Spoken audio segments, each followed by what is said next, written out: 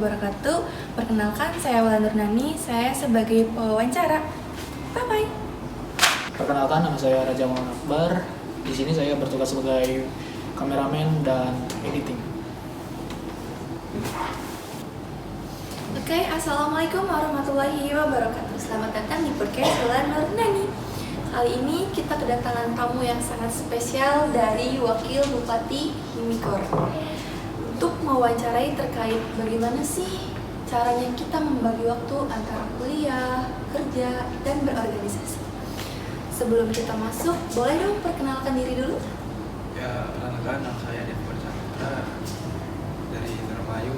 Saya kuliah di Universitas Muhammadiyah Cirebon, prodi Ilmu Keluargaan, dan saya menjabat sebagai Wakil Bupati Mimikor. Oke. Sebelum kita masuk, bisa ceritakan background diri? Background saya, saya gimana gitu. Terus saya prodi Ilmu Keluargaan dan saya juga bekerja di penelitian di Top Score, dan saya juga berorganisasi di Mimikor, himpunan kemahasiswaan aktif keluargaan. Oke. Saat awal-awal, apa sih tantangan terbesar untuk menjalani kegiatan yang begitu padat ini? Mungkin tantangan terbesar adalah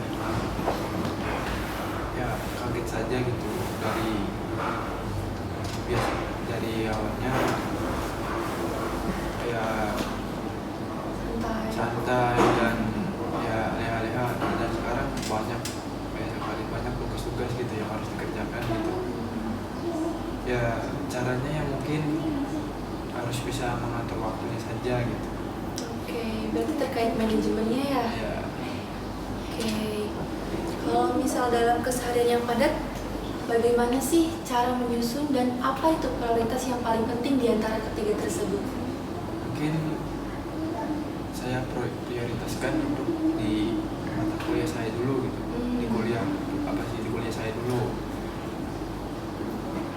Pekerjaannya hanya nomor 2 gitu, dan organisasi juga gitu. Mungkin ya kita tujuannya awalnya apa? Kuliah gitu. Tujuannya gitu.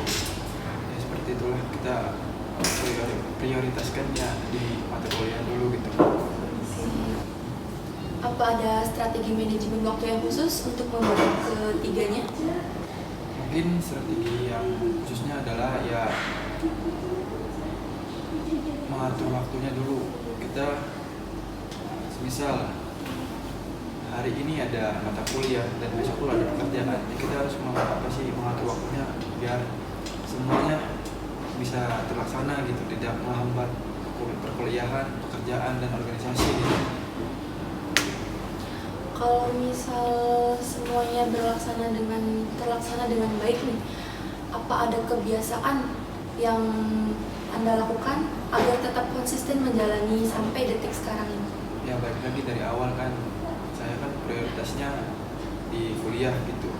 Saya juga bekerja juga dari awal kan, dari awal saya bekerja tuh di bidang saya gitu, olahraga gitu, dan organisasi saya juga sama gitu dengan bidang bekerja gitu. Jadi ya saya lebih memilih ke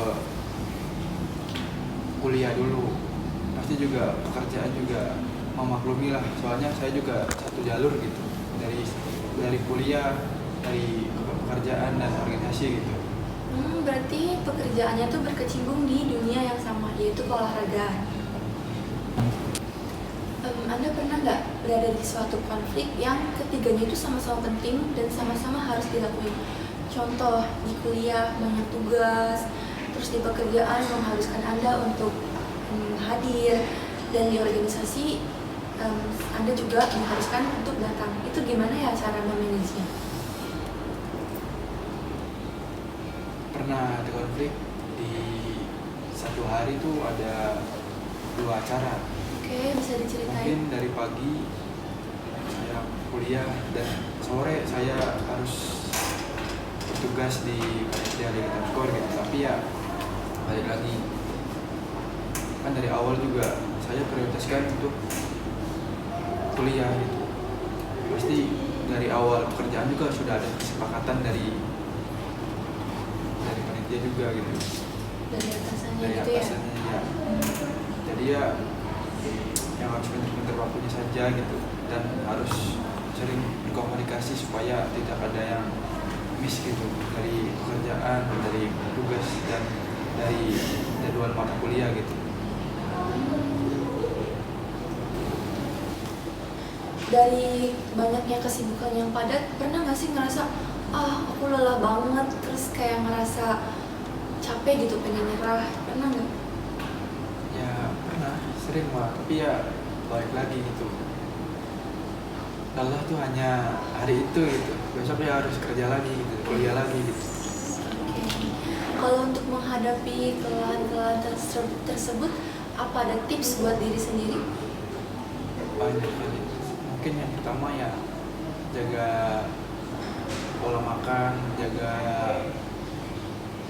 suplemen juga, itu penting banget buat badan kita juga gitu. Kan kita juga kerja tuh seharian gitu, kerja sama kuliah sama tugas kan seharian gitu ya, harus jaga pola makan, pola tidur. Oke. Ya mungkin strateginya yang masih saya jalankannya seperti itu, dan alhamdulillah ya masih sehat-sehat. Apa di balik kesibukan ada dukungan dari orang lain? Ya satu, keluarga. Oke, keluarga sangat mendukung ya. Ya, dan itu dukungan, semangat juga ada. Oke.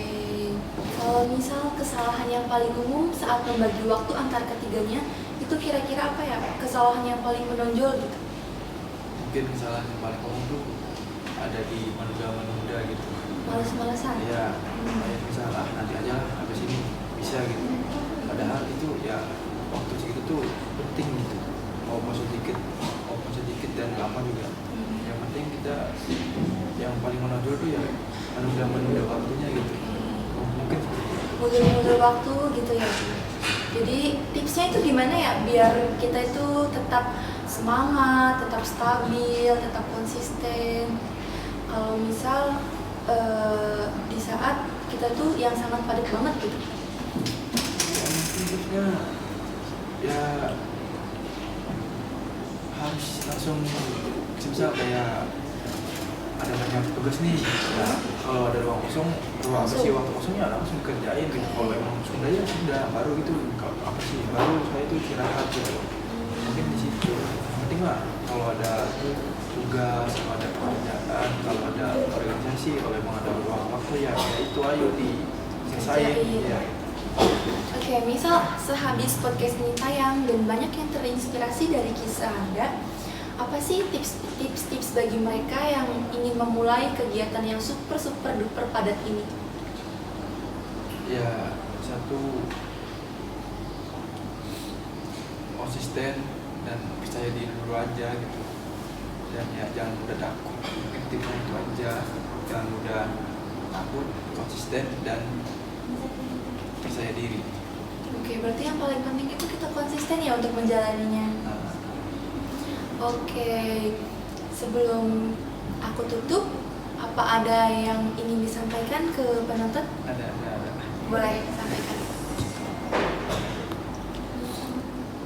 Hari ini boleh lelah, tapi besok kerja lagi. Wis. Oke, asik nih, mantap nih. Oke, terima kasih ya untuk wawancara kali ini. Terima kasih juga atas ketersediaan waktunya di sini. Mungkin ini saja ya yang disampaikan. Ya, siap. Oke, terima kasih juga untuk para penonton yang sudah menonton podcast kita sampai akhir. Thank you for watching. Wassalamualaikum warahmatullahi wabarakatuh. Bye-bye. One is the loneliest number that you'll ever do. Two can be as bad as one. It's the loneliest number since the